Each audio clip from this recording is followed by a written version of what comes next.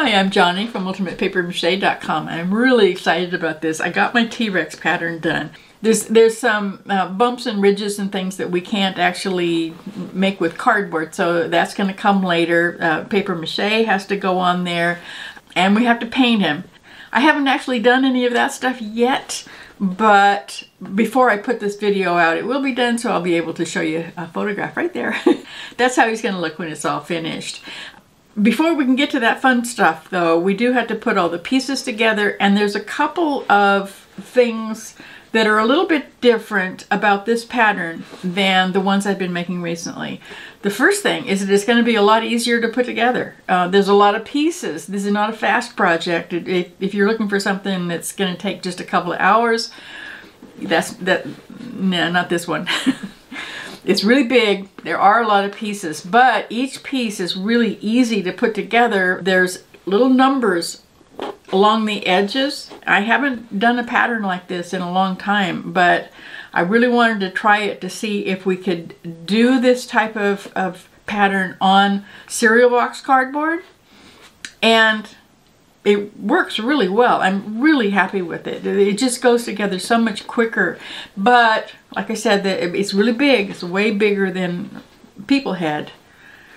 So there are a lot of pieces, and it's going to take a lot of patience just to put them together. It's not hard, but it's going to take some time. Now there are some things that I'm going to show you in this video. The eyeballs are just 1-inch foam, and they're just taped to the back. There are some pieces here that form the upper and lower lips, and behind those pieces there's some crumpled foil. I'm going to show you how to do that in this video. We need a nice flat surface to attach the teeth to, and we're going to be attaching the teeth to the back of that foil with some hot glue. The teeth are also eventually going to be sculpted. I'll do that in the next video. I just got to interrupt myself here for a second. I did that first part of the video several days ago before I put the T-Rex together, and I used the pointy teeth at that time because I had some magic sculpt around the house. I knew I wanted to use it up because I sort of didn't leave the lid on quite tight enough, and it was starting to get dry. So I knew I was going to resculpt the teeth. The sharp ones were easier to cut out, and that's why I designed them that way, just for myself. And when I was actually putting everything together, I realized that some people might not have any epoxy sculpt just sitting around in the house.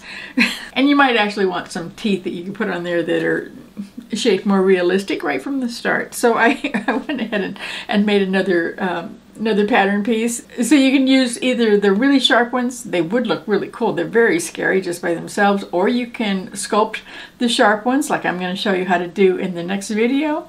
Or you can use these, which would be a whole lot easier if you don't mind cutting out all those curves. They are harder to cut out than the sharp ones, but they are definitely more realistic. So it's your choice. Okay, now back to the rest of the video. There's just one spot that's a little bit tricky when you're putting the pieces together, and that's right here at the corner of his mouth. I'm going to show you that in this video. It's very much oversized because I did try making a T-Rex mask. The very first sculpture that I made for this guy was human face sized, and it didn't look like a T-Rex because, you know, the main feature of a Tyrannosaurus Rex is that he's gigantic. Their heads are huge. In fact, this was based on the shapes of the T-Rex skull that they're calling Sue. And Sue's skull is almost as long as I am high. I mean, it's big. It's not like car sized like some dinosaurs, but it's really big. And so it just didn't look right to make it really small. But because it's so big, the only way to keep it on your head, keep it balanced correctly, is to tie it on. And for that reason, we're going to have to make some holes here in the corners of the back of its head, and then keep it where it belongs by tying a cord underneath the chin. And so we're going to have to make those holes. I'll show you how to do that. I mean, it's pretty obvious, but I'll show you anyway. So let's get started.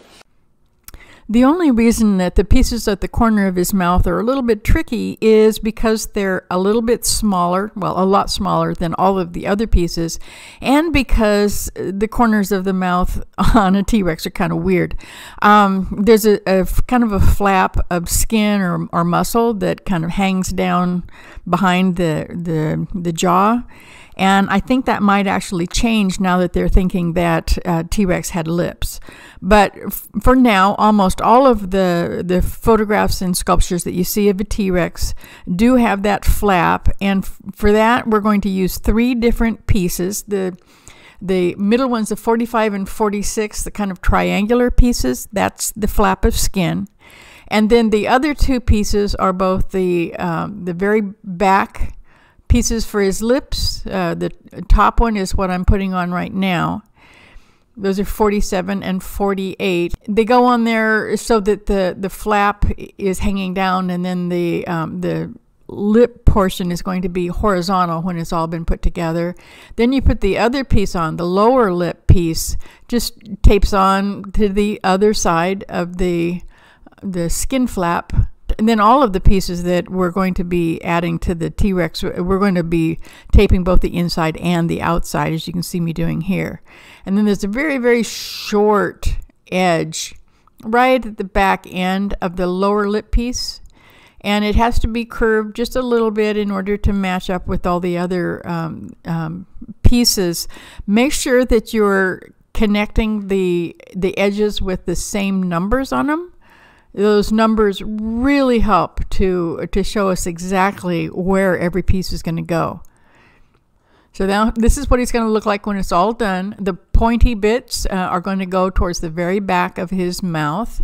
So now that those 3 pieces are all put together for the back of his mouth, we're going to attach the upper edges of the piece that forms the upper lip. And this is how it looks when it's all done. To make the eyes, we just cut a 1-inch foil ball in half and stick it in the hole that's right there. You cut it out in numbers 13 and 14. Because they have a flat back after you cut them in half, they are almost even with the cardboard, so it's really easy to tape them on. The next thing we're going to do is use some foil to reinforce the lips on both the top and the bottom half of his head. This will make it really strong, and it also gives us a nice flat surface behind those lips where we can glue on the teeth. So tear off a strip of foil that's about maybe 5 or 6 inches wide.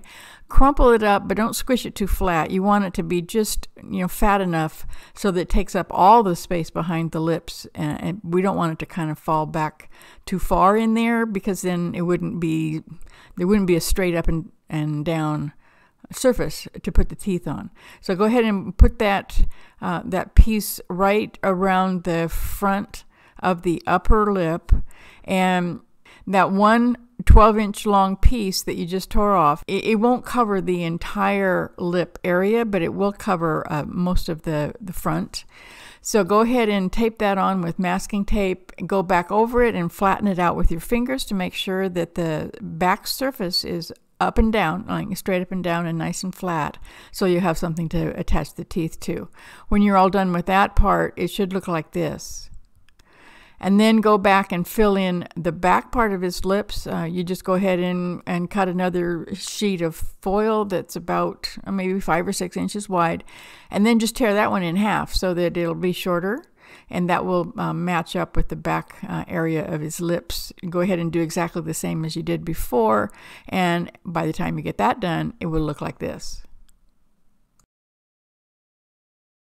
You're going to do exactly the same thing with the bottom lip, but in this instance, because it's shorter, you will only need 1 piece of foil to cover the whole entire area. Also, the very edges, the parts that kind of are really close to the end, don't tape those down real firmly, because we don't want that foil to get in the way when we're taping the 2 halves of the head back together. After you get all the foil on both the upper and lower jaws, they're going to look like this. Now it's time to stick his teeth on with some hot glue. there are some little dots showing you which of the short seams actually go in the middle.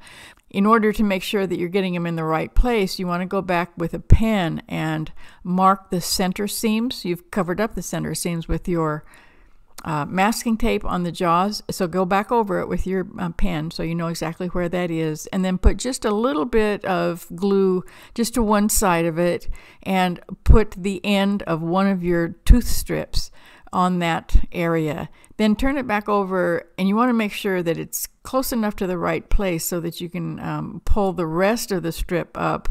If you know for sure that it's in the right place, then go ahead and add more hot glue. Glue all of it down. Make sure that it's in real good contact with the cardboard, but don't burn your fingers. And then go ahead and do the same thing with the other side and with all the teeth for the bottom jaw. Now we're ready to attach the bottom jaw to the rest of the head. And it's going to be really awkward because it's going to be flopping around. You probably don't have any more than 2 hands. The easiest way to do it is to tape piece number 55 and 56. They've got little ends that kind of stick up around the corner at the back of his jawbone. Go ahead and tape both of those seams, the one that goes on to 27 and 25. And that'll make it a little bit stronger, won't be quite as floppy, and then you'll be able to finish up the bottom lip. Make sure that you do reinforce all those seams with more tape on the back. We want to have a really nice strong connection between the top and bottom halves of his head. And then I want you to go ahead and add a little bit more foil to the very back corner of his mouth. Like you see me doing right there, that'll make that connection between the corners of his mouth and the the upper and lower jaw. It's just going to be a little bit stronger if we have that foil added. When that's all done, we should be able to turn it up and see his nice big toothy grin, and then we can finish adding the last 6 pieces to the back of his head. Now, the only other thing that I was going to tell you about in this video was how to put the hole in the back. That's really easy. I just used a hole punch. I think you could probably use a little, a little drill to do that too. I did reinforce it though. I think that's really important. This is only cereal box cardboard. So I put a little piece of, let me see if I can get a picture up here. There's a little piece of cardboard, just a scrap piece that I cut to fit behind that hole, and then I cut a hole in both of the reinforcing and the actual mask and glued them together. So there's just a double cardboard right in that spot, just in case you get a little carried away when you're tightening up the string underneath your chin. Now, I am kind of hoping that somebody would come up with a better idea for keeping it on your head. I don't think I've shown you yet how it goes. It's so big that I can put it on over my glasses, and I'm getting a really weird echo right now. This is kind of sounds really weird inside of this thing. This is the first time I've done that. It's kind of cool. But anyway, this is how it goes, and so you can see how those holes. You'll tie the cord to those holes, tie it under your chin, and that will keep it from falling forward, which it's obviously going to do if you don't tie it on somehow. And like I said, I'm really hoping that somebody will come up with a better way of balancing this giant head on top of a head. If you can think of an easier way to do it or a better way, please let us know. I do have very clear photographs that come along with the pattern so that you'll know exactly where each piece goes. It's going to be a lot easier to see it basically on photographs that aren't moving around in a video, and you won't have to be searching around in a video to try to find each piece. So that's going to all come with the pattern. The instructions and the pattern all come together. You can download the pattern if you'd like to make a T-Rex mask of your own. There is a $12 charge for it, and you can find it at ultimatepapermache.com/T-Rex mask. Now I'm going to go get started finishing this guy up because I just can't wait to see how he turns out. I'll show you how he turns out in the next video, so watch for that. In the meantime, go make something and come visit me, ultimatepapermache.com. I'll see you there.